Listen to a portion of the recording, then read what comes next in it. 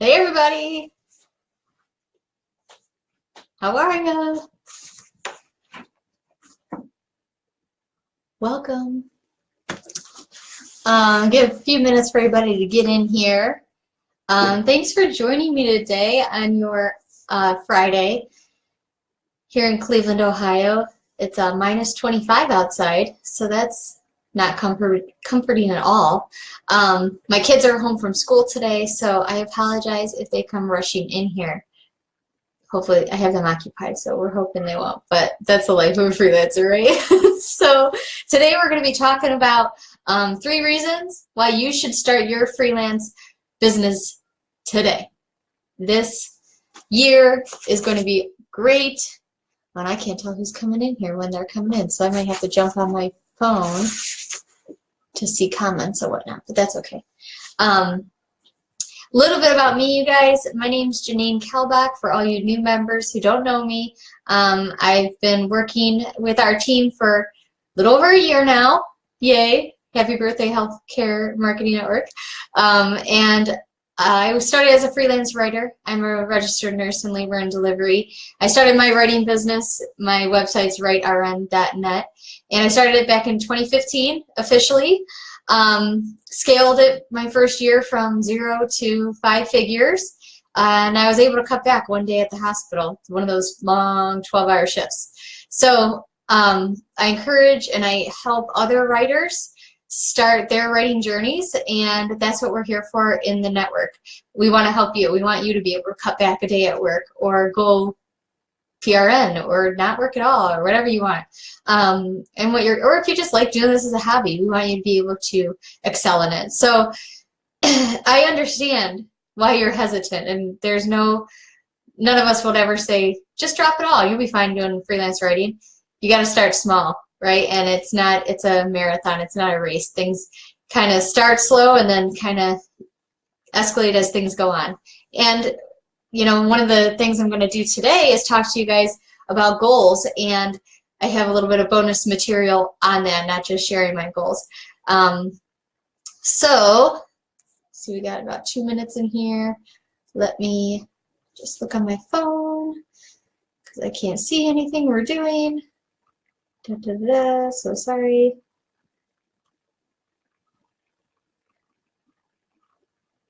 Because I can't see anything we're doing. Okay. All right, cool. Everybody's coming on in here. So I don't want to take up too much of everyone's lunch break, so let's get going. I'm going to dive right in. 3 reasons why you want to start your freelance writing journey this year in 2018. First, and probably the #1 reason I love freelancing is the flexibility. As a registered nurse for many years, I only worked 3 days a week, so it's easy to start something on the side. It's kind of like a fireman, right? They do those 24 on, 24 off. A lot of firemen do other jobs like roofing or construction or whatever because it's flexible. You can do it. Though most of my work is done very early in the morning, even before I go to work. So if you haven't heard about my hour of power, I know a lot of you have.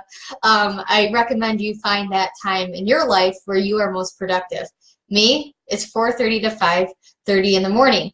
That's why it's noon and I'm tired. And at work, 2 o'clock, everyone's like, oh, I'm a little tired. No, I'm exhausted by 2 o'clock, and I know I have another 5 hours of work ahead of me. But that's one of the reasons I like it. I'm able to schedule my work around my kids, and that's what's a dream for so many people.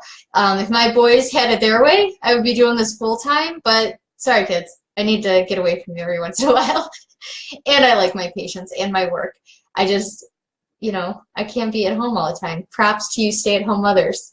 Another thing is that makes this job worth it is our patients. They deserve it. They deserve healthcare writing that is accurate information. I hate more than anything when a patient comes to me about something she found on someone's blog that has no evidence-based information behind it. So that's one of my goals, my missions, and what we want for you guys is to learn how to write in a way that our patients are getting accurate information. And that's, and we can do that while sitting in our pajamas, which is nice. And the other reason is that you are always learning. And in the nursing world, we're always learning. We have continuing education hours we have to do and whatnot. But also in this freelance writing side of things, we are still always learning. There are so many things to learn. I learn from my clients. I learn from my peers. I learn from courses, from workbooks, from little downloads. There's so much out there, and it's only expanding every day. So if you like to learn, that's also another reason to do this. Also, another way I learned, I say my peers, one of the biggest things we've done at the end of 2017, the last quarter, is we started a mastermind group. And those of you who have never even heard of a mastermind group, it's a group of people that come together. We all have different backgrounds, and we push each other to meet our goals, and we're accountable. And that's going to streamline me into this next topic, goals. So for 2018, let me pull this up here. I want to share you guys my business goals. But first, let me talk to you guys about 3 traits that go along with goal setting. When I share my goals with you for my business, I took some time to think about this. If you have not started to think about goals for your business, even if you don't have a business, if you don't officially have a business yet, that's okay. We want you to just start thinking about your writing career or writing on the side or whatever you want to do. You still have to come up with goals, because there's some information that researchers have found. Let me read this whole fact for you. According to the British Journal of Health Psychology, 91% of people who plan their intention, remember that word, intention, of stating when or where they're going to work out actually did it. So I guess it's time to sign up for that workout class this year, right? Though it can translate into our businesses for goal setting, and that is that action step. So you can have all the motivation in the world to get your business off the ground, but without actually doing it or setting time to do it, you're never going to do it. So there's 3 things. There's intention, the when and where you're going to do that. There's accountability, because it is important. You need somebody to say, Janine, did you get that done? Hey, Janine, how's that book going? We'll talk about that. And how we can take the next level in your business is all about the accountability behind it. Motivation. Obviously, you have to like what you're doing. If you don't like what you're doing, you're not going to get it done. So if you are a writer and for some reason you are writing the most boring thing in the world, time to change it up. There's money out there. Just find what you like. Oh, I am seeing some comments. Thanks, Carol. Moving on, let's jump into my goals. So my goals for this year is to finish my book by February 1st. I am working with oh, hi, Janet. I'm working with Deanna Gillingham, same person that Aileen and Anne have been working with on their books. And hopefully we're at the end stages. I finally got everything kind of drafted and figured out. So my action step in that goal was to edit 4 pages a month until one day I don't have any more pages to edit, right? So right now, that's good. We're going to hopefully send it over to the editor soon and be able to take the next step there, because I don't really know what that next step is. I've never written a book. And then by December 31st of 2018, gather some 100+ connections to my email list. So actually 100 more. And by doing this, I can serve my clients with income reports, blog posts, and content to help sell coaching sessions and products. By continuing connections on LinkedIn, I could also gain more writing opportunities. Action steps: I'm going to blog once a week, reach out to 10 clients, or 10 minutes 4 times a week on LinkedIn, come up with worksheets for opt-ins and stuff for my website, and boost traffic with Pinterest. And then another one is to book clients to cover my main client for 2017. So it was great. I had consistent work for that main client, but I would struggle if I didn't have them. So then in my mind, I'm thinking, oh man, what am I going to do next time? What if that client just said, Janine, you're not in the budget this year?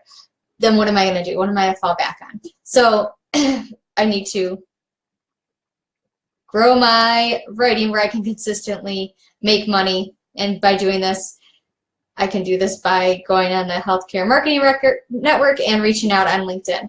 My action steps is to keep gaining the writing opportunities. And you know, that's the action, but through the Healthcare Marketing Network and reaching out on LinkedIn. So those are my intentions. And then my last one is to make $24,000 this year in my writing business. Now I did do that last year, but I also didn't do this other job. I'm doing a research job, and so it's going to take up a little bit of my time. So I'm still going to keep that goal, even though it's a little higher for me, and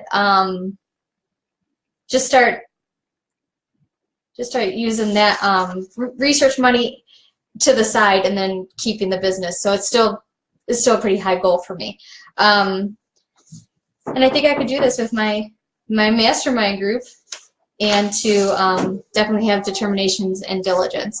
So what I'm going to do after this live is I'm going to put in the comment section link to my blog, where you can kind of copy my goals in a sense and kind of make them like a template for your own. And then I'm also going to make a new album like I did last year, and I want everybody to post their goals on the group. I'll make it like a thread or something. You could just write a comment, and I'll screenshot those and stick them in the group again this year, and then come next year, or we might do like a halfway point and see where you are in those goals. Now, another thing a lot of people have a problem with is making year-long goals. If you are not a person who can think till the end of the year because it's overwhelming, that's okay. Break them down by quarters. So there's 4 quarters in a year. Break down goals on quarterly basis. That might help you. Let me see what everybody's saying here. Definitely don't put all your clients' eggs in one basket. That is so true. And I think that's kind of how I am in life. Like, obviously, my work isn't only at the hospital. I do this, and then I got the research client too right now. So thank you, guys. The other thing, there was something else I wanted to add. The heck was it? Oh, on my website, I'm going to, so there's that link, and there's also a link to a free course for those of you who aren't ready to join our network, or just are kind of dabbling around a little bit. You could take that little free course, kind of get your ball rolling a little bit, and come back here and let us know what you think. We have a lot in store with the network this year. We had meetings and meetings. Okay, there's notes and notes and notes. And that was just like today. My calendar's booked. I'm throwing a lot of stuff into the group this afternoon. And yeah, so keep an eye out. So I'm going to let you guys go on this very cold Friday. And, oh, it's a freelance Friday, and I'm out of a drink. But I got this drink. I got water. So it's too early. I know it's 5 o'clock somewhere, but it's too early for me to start drinking. So no wine for me today. We are going to keep doing some freelance Fridays, so stay in the Facebook group, and we will talk to you guys soon. Oh, one more thing.